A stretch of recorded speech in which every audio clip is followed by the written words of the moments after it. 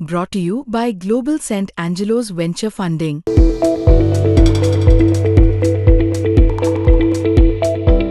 कल्याण डोंबिवलीमध्ये मनसेने एकनाथ शिंदेंच्या सेनेला पाठिंबा दिल्यानंतर आता नव्या चर्चा सुरू झाल्यात। एकीकडे भाजप आणि शिवसेना कोकण भवनमध्ये जाऊन गट नोंदणी करणार असताना मनसेने भाजपला बीएमसीमध्ये पाठिंबा देणार असल्याच्या चर्चा आता समोर आल्यात। भाजपला महापौर पदासाठी मनसे पाठिंबा देणार असल्याच्या चर्चा आता सुरू झाल्यात आणि या चर्चांवर खुद्द राज ठाकरे यांनीच आता स्पष्टीकरण दिलंय। आज मनसेची मुंबईमध्ये बैठक पार पडली। या बैठकीला मनसेचे पदाधिकारी उपस्थित होते। महानगरपालिकेमधील पराभव आणि पक्षाची पुढची वाटचाल याबाबत या बैठकीत चर्चा करण्यात आली।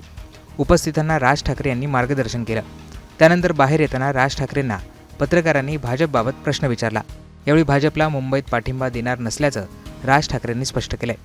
राज ठाकरे काय म्हणालेत ते पाहूयात।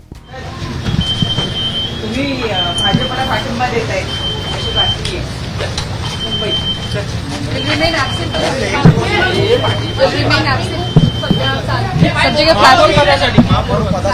सांगतोय ना नाही दरम्यान संदीप देशपांडे यांनी मनसेच्या बैठकीबाबतची माहिती दिली। त्याचबरोबर भाजपबाबतच्या प्रश्नावर देखील त्यांनी उत्तर दिलंय।